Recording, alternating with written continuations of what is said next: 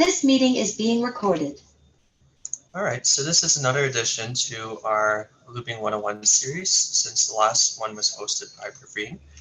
I'm going to be a bit more general today, and we're going to be mostly focusing on the Loop app itself, so it's not too technical, but I do plan to host another one for the iAPS app and the Android APS app at some point in the future so you can get a bit more understanding. Now, in my discussion today, I'm going to be focusing more on the care side of things. So what settings that you need to be thinking about when you're making adjustments to someone's Loop settings. I'm leaving out stuff that the patient probably already knows, such as CGM installation, pump usage, and so forth. I'm purely focusing on things that you need to adjust after looking at someone's Night Scout data. So most of you already know what looping is. Looping is a system that consists of three things. It consists of a pump, it consists of a CGM sensor, and it consists of an algorithm that's responsible for dosing insulin based on your CGM readings. We had a lovely talk from Medtronic last day on their 780G, and that's a lot of that information. Oops, let me get Marla here. A lot of that information from the Medtronic talk also applies to our looping systems. So this is the interface of Loop. When you first open up Loop, this is what you'll see. So don't get too stressed out when you see this interface. Try to digest it into three pieces: the top, the middle, and the bottom piece. The top piece shows you information about your current systems. You can see if your Dexcom's working with your current glucose. You can see if the whole system's working actually with your Loop status. Particularly, we want this sort of icon. We want a green full circle. If your circle is not green, that usually indicates that something in the system is wrong. Either the CGM is wrong or the pump is having some troubles. If the circle is not a full circle, if it's a half circle or a U, that indicates that closed loop is not enabled in the settings. And we'll get to that in a second. You also see your pump information at the top right over here. And so in total, this top area shows you information about your system, whether it's functional. The middle part over here shows you your status. You have your glucose graph, so estimate predicted glucose in the next couple of hours, your historical glucose data. You can see your active insulin on board. You can see your insulin delivery, what points in time insulin was delivered. And you can see your active carbohydrates. Now, there's a little bit of a note here on insulin delivery times, positive and negative. If you look closely on this graph, you can see that this patient has a spike, but that spike is actually going below the zero line. If the patient is being delivered the scheduled amount of insulin, as set by the basal rates, Loop treats that as if the patient's getting zero insulin. So that's used as a 0 point. It's a relative zero as opposed to an absolute zero. By having a negative point over here in insulin delivery, that indicates that Loop is actually delivering less insulin than what you're scheduled in the basal rates. So the patient needed a little bit less insulin at 8 a.m. today. At the bottom here, you have your actions. You have carb entry at the bottom left. That's probably what most patients are going to be focusing on. Manual corrections in the middle. Not something most patients are using currently because the system is able to give auto corrections. Bottom right in the middle there's the heart icon. Those are your overrides. So if the patient works out, the patient wants to set a low temporary override if they want to eat something soon. And then you have settings to the bottom right. So let's go back to active carbohydrates. I want to talk about that briefly. If some of you have played around with the Loop app, you might have noticed that there is an absorption feature on Loop. This absorption feature is, if you've played around with the old Medtronic pumps or other pump systems, you may have heard of something called the extended bolus feature. What that feature allowed you to do was a bolus for things like high-fat, high-protein meals, which results in a spike that's more elongated as opposed to a carbohydrate spike that results in initial high spike followed by a drop. It provided the necessary insulin. Loop has something akin to that. Loop has what is called the absorption time feature. When you're entering your carbohydrate, you can also enter how long you predict this meal will take to be absorbed. Generally, most meals take around 3 hours, but if you have something which is high in fat, high in protein, you may need to select the pizza icon, and that indicates to the Loop app that meal is going to take much longer to absorb, and so it's going to set a high temporary basal rate for a much longer period of time in order to deal with that meal. Many of my patients ask, how do I know whether I should be selecting the pizza icon, the taco icon, or even the lollipop icon for certain foods? If you want to delve into it with them, there is a way of doing that. You can look at the carbohydrates, and to get this menu, let me show you briefly.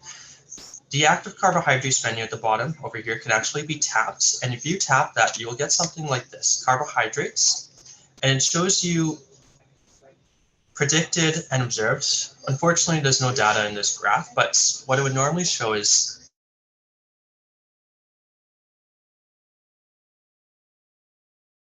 how Loop expected the meal to be absorbed and how did the meal actually get absorbed. If you find that the predicted and the absorbed are mismatched, you find that predicted is finding that the meal will be absorbed for a longer period of time and observed is not actually seeing that, then you know that you might have chosen the wrong food type. You might have chosen the pizza when you should have selected the taco for that meal. Likewise, if you find that the predicted is very short and the actual observed absorption of the carb is much longer, that means that you might have had to select a pizza for the meal instead of the taco.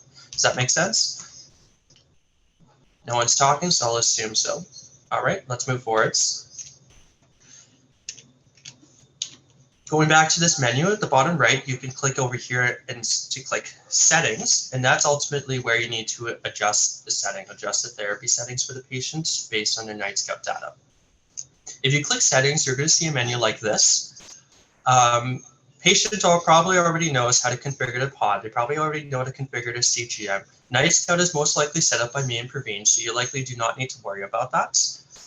There's two things I would focus on, the dosing strategy and the therapy settings. The dosing strategy is how you enable the automatic corrections or the automatic boluses. Like Medtronic and some of the other commercial systems, Loop has the ability to dose a correction bolus as required to the patient. Loop particularly does this every 5 minutes. So if the patient needs additional insulin to bring their blood sugar down faster, Loop is able to do that by these correction boluses. For most of our patients at the clinic, they do have this enabled. And to note, and if the patient has this enabled, you'll see automatic bolus listed underneath dosing strategy. If the patient does not have this enabled, you'll see temporary basals instead, meaning that the system sends temporary basal rates instead of automatic boluses to control blood sugar. All right. Another way of seeing this is if you look at the patient's Night Scout, you'll see a number of boluses done every 5 minutes at points when the patient's high, indicating that the correction dose is being given. Now, the second section that you should be aware of is therapy settings. If you go ahead and click therapy settings, that's where you get to configure the patient's system. You have glucose safety limit, correction range, pre-meal range, carb ratios, and so forth. And I'll talk a bit more about them next. So the three most important one that you need to focus on is the correction range, or rather not the correction range, the carb ratios, basal rates, insulin sensitivity is very similar terms to what you normally use in MDI. And it's in fact, it would make it easier if you just treat them as if you were treating someone with MDI, because ultimately Loop is very similar to an MDI system of insulin delivery. So the first thing I want to discuss is basal rates. Basal rates are akin to that of long-acting insulin. They're used to offset the patient's natural glucose release from the liver. And in terms of adjusting the basal rate, it's easiest to visualize the patient's data when they're not eating anything, preferably when the patient is sleeping in that case. In terms of tips of adjusting the insulin, If the patient is trending up overnight, so you see an upwards trend of insulin, just like how you would increase the slow-acting insulin dosage for a patient who is on MDI, on a patient on loop, you would increase the basal rates. If the patient's decreasing throughout the night, again, just like how you would decrease slow-acting insulin, you decrease basal rates for the patient. Now, another thing that's maybe counterintuitive is something called positive IOB. Anyone have a question? Okay, I'll continue then. Another thing that may be counterintuitive is positive IOB overnight, negative IOB overnight. So you may have a patient who has perfect data, something like this, like you're seeing from this night scout image. But if you look at the top right over here, you see that this patient has negative IOB on board. They have negative insulin on board. As I discussed previously, if the patient has negative insulin, that means the system is having to give them less insulin than their basal rate is scheduled to give them. Now, it's not necessarily an issue if you leave the patient like this, but preferably what you would do is you would decrease the schedule rates, the schedule base rates, such that you get the negative IOB. You reduce negative IOB such that the IOB is close to zero. The reason for this is you want the system to have a little bit, you don't want to put undue stress on the system, so to speak. The system is working overtime to trying to reduce the basal rates throughout the night, and it's resulting in this negative IOB. There's a risk if the system were ever to fail, the patient could go low. So what you want to do is you want to make the scheduled basal rates a bit less aggressive just to get that IOB number closer to zero. Now again, if you don't change anything, it likely won't be too much of an issue for the patient. So if you don't feel comfortable doing that, it's not something that you have to change right away. You can get me and Praveen to look at it and decide. Ultimately, in terms of basal rates, the more important thing is looking at whether the patient is increasing and decreasing throughout the night and adjusting the basal rate accordingly to bring their baseline down or up. So that's basal rate. Basal rates, again, think of it as slow-acting insulin, fairly easy to adjust. Next one is carb ratio. Carb ratio, treated as if you're adjusting a patient's rapid insulin dosage. If the patient is having large mealtime spikes, like this is an example of, then you might want to make the carb ratio a bit more aggressive. Likewise, if they're having lows quickly after the meals, then you make it a bit less aggressive. I'm sure most of you understand how to do that, but if you have any questions, let me know. Insulin sensitivity factor. So insulin sensitivity factor is a bit different from that of MDI, so corrections. It's not to say that it's completely different, but what the difference lies in is how often insulin sensitivity factor is used. Your patients likely rarely use insulin sensitivity factor, assuming that their basal rates and carb ratios are correct. They'll use the insulin sensitivity factor in the odd situation that they may have miscounted carbs and need to give themselves a correction dosage.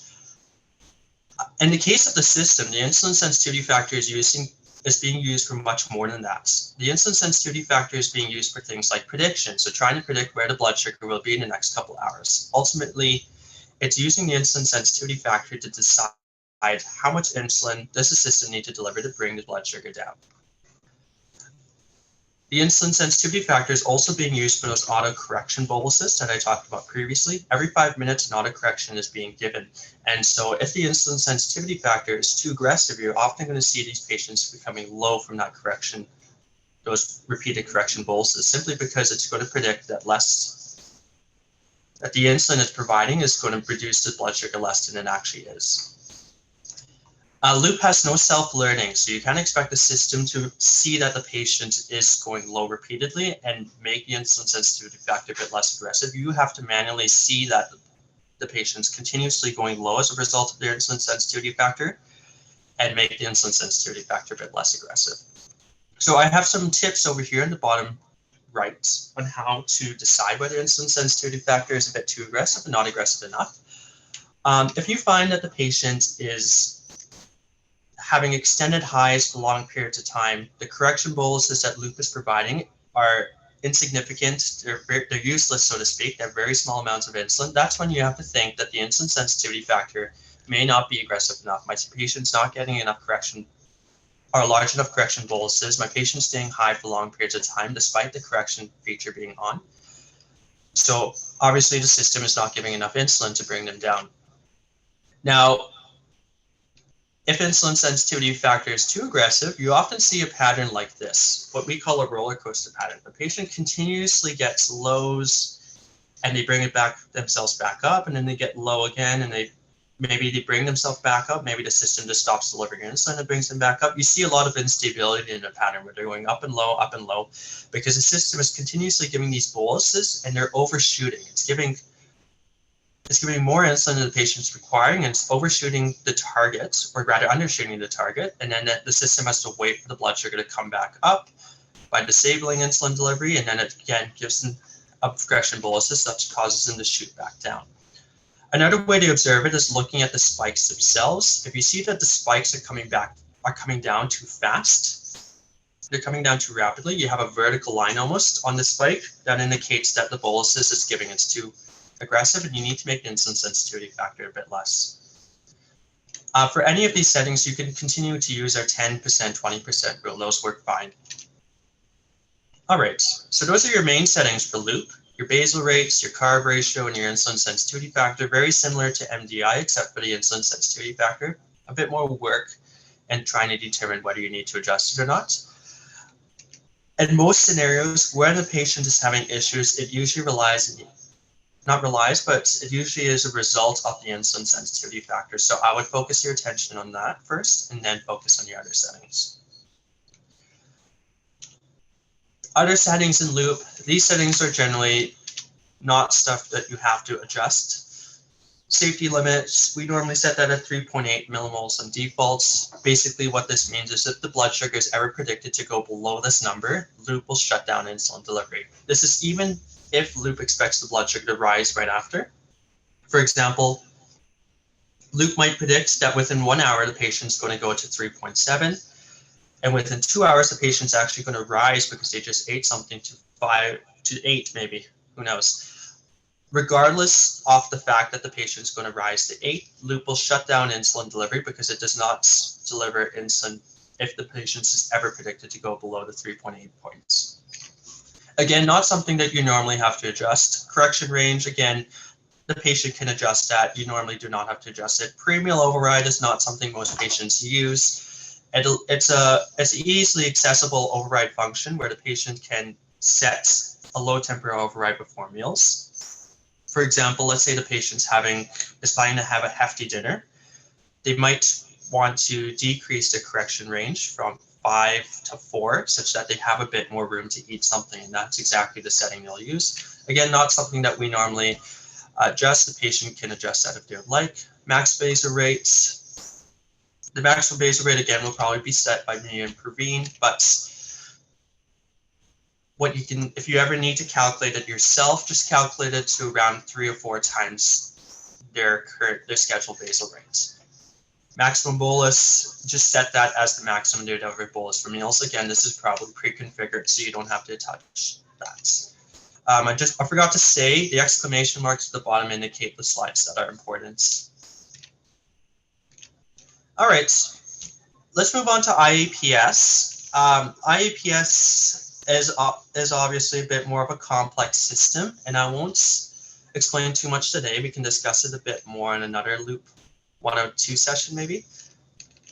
This is iAPS's interface. It's very similar to Loop's interface actually. At the top, you have information about your systems. You have your loop status, again means the same thing. In this case, this patient is yellow, so that means that there's probably something wrong with their system. Either the pump's not properly configured, their CGM is not properly configured, and so forth. You have your pump information at the top left, top right as well, on your current glucose. And interestingly, at the top left, you have your insulin on board and carbs on board as well. Insulin on board is the same thing in IPS. If it's positive, it's giving more than your scheduled basal rate. If it's negative, it's giving less than your scheduled basal rates, and so forth. You have your graph in the middle. You have a couple of prediction lines here.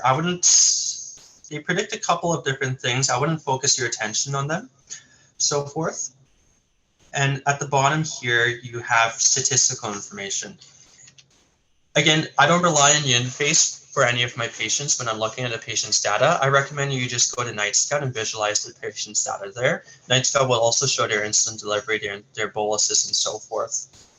And so all data analysis can be carried out there. At the bottom, you have your actions. You have carb entries. The bottom left, similar to Loop, where you can enter your carbohydrates, temporary targets, in case the patient wants to exercise, or if the patient wants to eat something hefty, they might set a low temporary target. Manual correction, again, most people do not use that in this day and age where their system is manually correcting, or automatically correcting, sorry. And then you have settings at the bottom right. So as someone who's supporting their usage of the system and adjusting their settings, oops, I think I'm missing a slide here. Oh, no, there it is. Okay. So when you click settings, this is the menu that will pop up. Don't clutter your minds so much. Try to focus on the things that are important here. I should have put a box around closed loop over here, actually. Closed loop allows the system to actually work autonomously. When you have closed loop off, the system is going to continuously ask you to, it's going to ask you whenever it wants to change something. So it's not going to work autonomously. It's going to ask for your permission to do anything. So that's normally going to be on for patients. The options I want you to focus your attention on are in red, colored in red. There's Night Scouts over here. Again, that's probably already configured. These settings, pump settings, basal profile, insulin sensitivities, carb ratios, target ranges, just apply the knowledge that you gain from Loop. These are very similar to those of the Loop settings. You're going to adjust them the exact same way. Auto-tune is a feature of iAPS that allows the system to look at your historical data and make adjustments to carb ratios, basal rates, insulin sensitivities, and so forth. So in fact, a lot of these settings that I've put as same as Loop do not actually need to be configured manually. The system will likely be configuring it themselves, assuming auto-tune is on. Nonetheless, if you see any severe things that need to be changed in the insulin sensitivity factor, carb ratio, basal rates, you always have the opportunity to change these. And I will discuss this a bit more in a different looping session. The last section is preferences at the top left. And preferences is ultimately the difference, or the thing that differs iAPS from Loop. Those are your advanced settings. If you open it up, you get greeted by this incredibly long menu. But I have highlighted a couple things, again, that are important in the system, particularly max IOB over here. You have your dynamic settings over here. A couple things are highlighted there. SMB settings is actually your super micro bolus or auto correction settings. So similar to Loop, iAPS has that correction feature, which gives a correction bolus every 5 minutes. And high temp target raises sensitivity. I'll briefly talk about that in a second. Okay. So I haven't provided too many examples for the iAPS. Again, I want to focus on that in a later session, but I have provided some tips on how you can adjust these settings. Oftentimes, patients complain or find that the system is not giving them corrections. The patient is not getting high temporary basal rates. The patient is not getting correction boluses. And this is often the result of max IOB over here. As I've said, IOB is a relative number. It can be positive or negative. Positive indicating it's giving more than the scheduled basal rate. Negative, it's giving less than the scheduled basal rates. Max IOB is a safety limiter that controls how much more positive it can be. So, for example, if I were to set it to 15, the maximum insulin on board that the patient can ever have is 15 units. Any more than that, the system will not allow any more insulin delivery. Even if the patient is high, the system will limit insulin delivery until those 15 units have been used up. If you ever need to configure it, a good thumb of rule is to configure it as the maximum the patient ever boluses for food, so the heftiest meal that they ever eat, plus 3 times the basal rates, the scheduled basal rate that they have set in their settings. Okay, that's a good rule of thumb to configure it as. And that just allows the system to give more insulin when it's required. It allows them to use the temporary overrides and the auto correction feature, so to speak.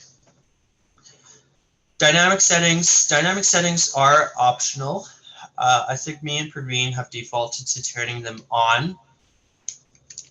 What they do is they make the system a bit more aggressive and a bit more responsive to changes in blood glucose and historical insulin delivery. So if the patient has had high requirements for insulin over the last 2 weeks or 24 hours, and or the patient is at a high blood glucose currently, the system thinks that the patient is more resistant to insulin. And the patient will treat them as such. The system will give them more insulin in order to deal with that increased resistance. If these system settings are on and you find that the system is being too aggressive to the patient spikes are being overcorrected quite aggressively, you can adjust the adjustment factor over here. Currently, the adjustment factor in this patient is set at 0.5, and that's a default, and you can change that by 0.1 increments. For example, if the system's being too aggressive when a patient goes to a high blood glucose value, you can make it 0.4, 0.3. Likewise, if it's not being aggressive enough, you can make it 0.6, 0.7, and so forth. Okay, so I recommend that you increase or decrease that value by 0.1 increments. And these options are optional.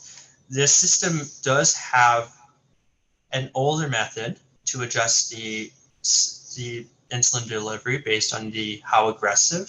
The system has the ability to adjust insulin delivery based on resistance it detects. It's just the older system was much less aggressive as opposed to the newer system, and many users of the system complained about that, hence why this dynamic system was developed. Let's see, I have a few more slides here. SMB is again the auto correction feature of iAPS, so similar to that loop auto bolus feature. That's what SMB is on iAPS. These settings basically allow you to configure the SMB system. At BC Diabetes, we default to enable SMB always, meaning that at all times the system is allowed to give these auto correction boluses, and I recommend that you do the same. The rest of these toggles should be off, as noted here. Enable SMB always overrides most of these settings, so do not worry about that. The only setting it does not override is allow SMB with high temp targets, and ultimately we do not want SMBs to be being used when the patient is set a high temp target, because it's likely the patient is exercising at that point, and you do not want the excess insulin. UAM is closely related to the SMB feature. UAM is responsible for detecting unannounced meals. So if the patient did not enter carb entry, UAM is able to detect that the patient has had a meal that they have not entered, and it will provide boluses via the SMB feature to try and deal with that mealtime spike. It's also able to deal with other spikes such as hormonal changes and so forth. So again, I recommend enabling UAM.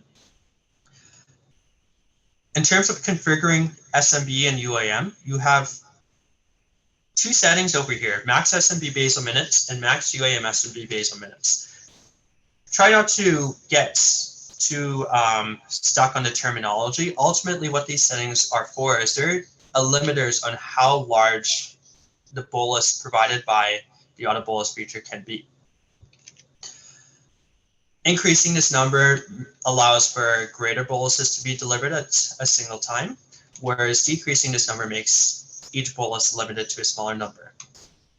At the left-hand side, you can see an example of a patient whose max SMB basal minutes and max UAM SMB basal minutes are too limited. The patient is having tons of boluses. You can see this patient is getting a bolus. Oops. I wish I could make this a bit bigger, but you can see that the patient's getting a bolus every 5 minutes, and those boluses are of 0.2 units each. So the amount of insulin it's getting is absolutely useless. It's doing nothing, and the system has to continuously give a correction and a correction and a correction over and over because it's unable to give enough insulin with each bolus. So this is a surefire way of seeing that the patient probably needs an increase in the max SMB and max serum SMB basal minutes to increase the limits that each bolus can have, such that the system does not have to continuously give so many microboluses in order to get the insulin in. It just has to give one large bolus to get the insulin right away, and the patient will come down much faster as well, as opposed to having an extended high like this. Okay. In terms of adjustments, I recommend that you change those by 15-minute increments. Those are usually safe. So right now this patient's at 30 minutes, you can increase it to 45 minutes. Again, don't focus on the units. Just think of it as you're increasing the size of the bolus. All right, last one is, I forgot to change the title on this one, but part 3, high temp target raises sensitivity. I enable this in most patients. I enable this in most patients. Patients who like to exercise often find that when they exercise, they have increased sensitivity to insulin. And this is opposite to what the system might think. Often the system thinks that when you're at a high blood glucose value, you're going to have increased resistance to insulin rather than decreased resistance to insulin. What this setting does is it dramatically changes how the system treats high blood sugars when you have set a high temporary target. If you do not have the setting enabled and you set a high temporary target, even though you set a high temporary target, the system's still going to think that you have high resistance at a high blood sugar value, and it's going to give you more insulin to try and bring you down. Enabling this results in the system thinking that you're more sensitive when you set at a high blood glucose value when you set a high temporary target. And so will deliver less insulin. Ultimately, this feature is useful for someone who wants to exercise. I generally enable it because most people who are using those high temporary targets are likely exercising with them. All right, that's the end. Any questions?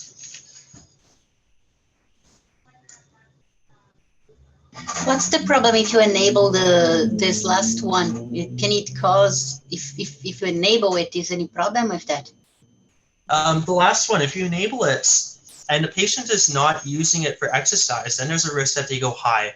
I have a couple patients, for example, that are fearful of having lows during the night, and so they'll set a high temporary target overnight.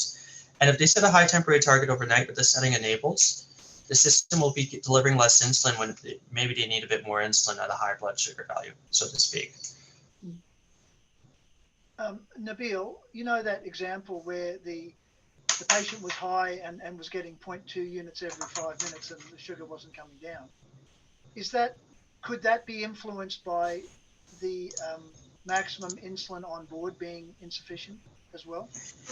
It can be, that's correct as well. And generally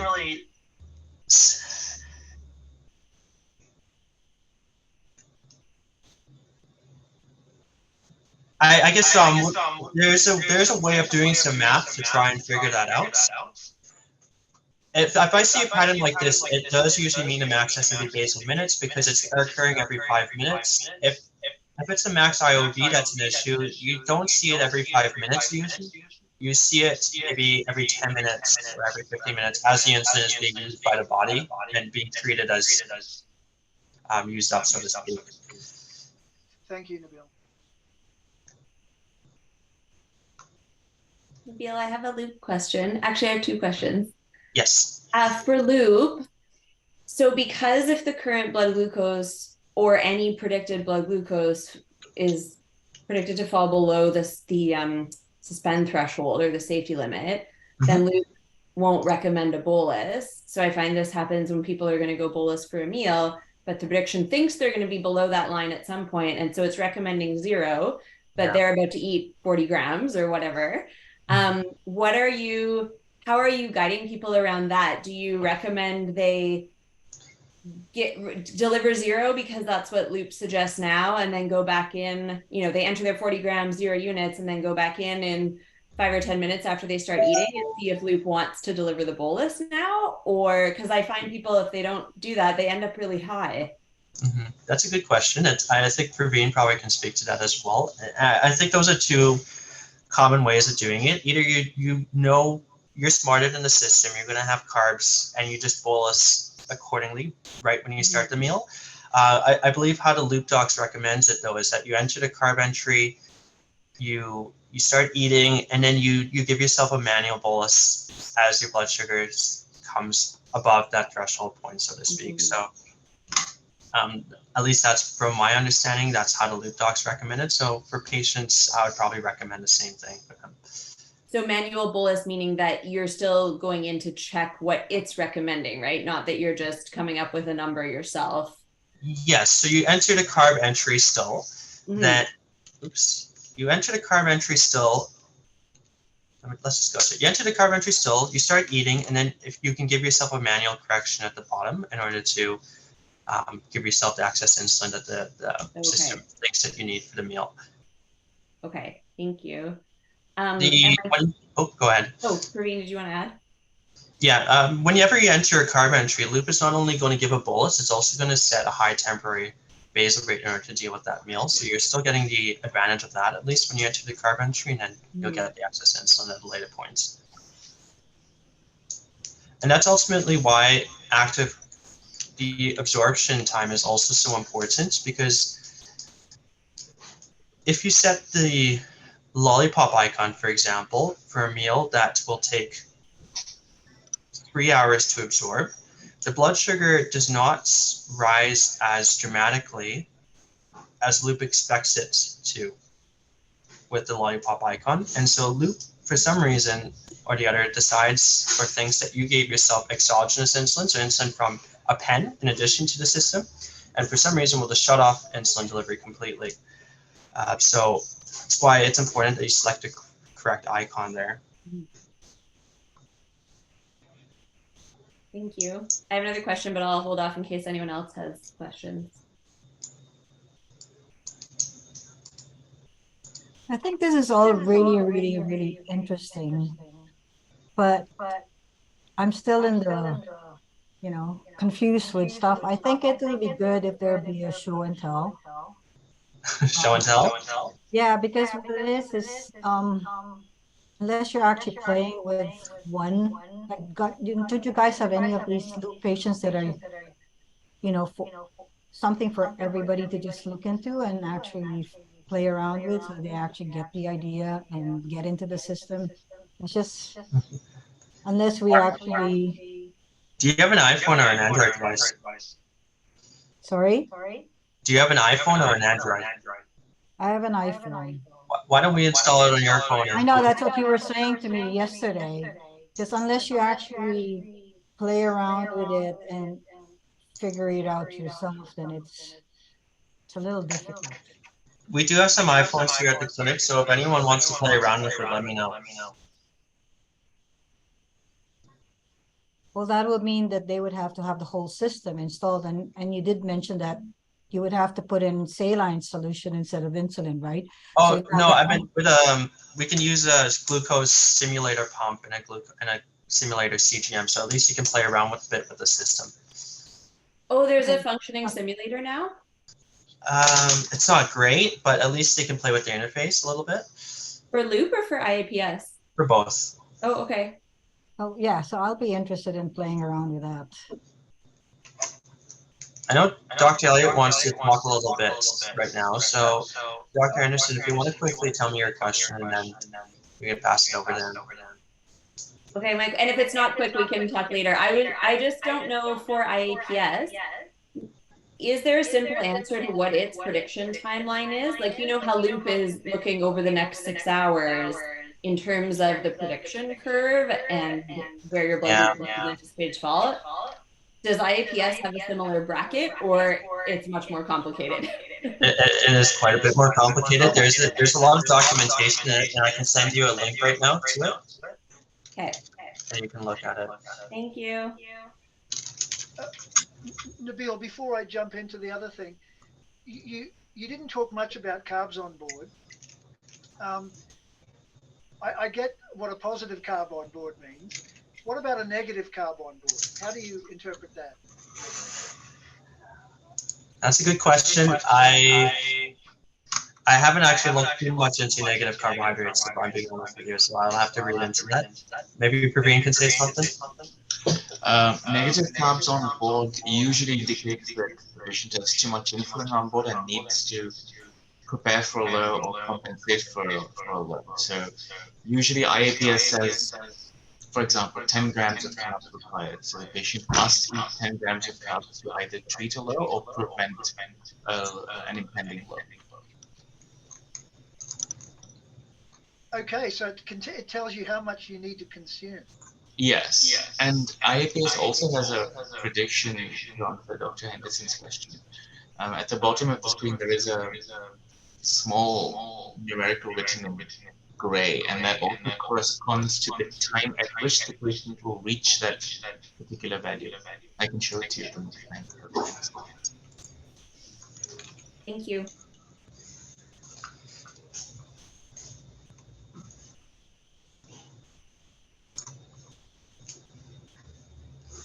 Are you showing that now? No, I guess not. Dr. Reddy, that has to be shown on a live Okay. iAPS. Nabil, this has been fantastic. Thank you. Tristan, have you stopped recording?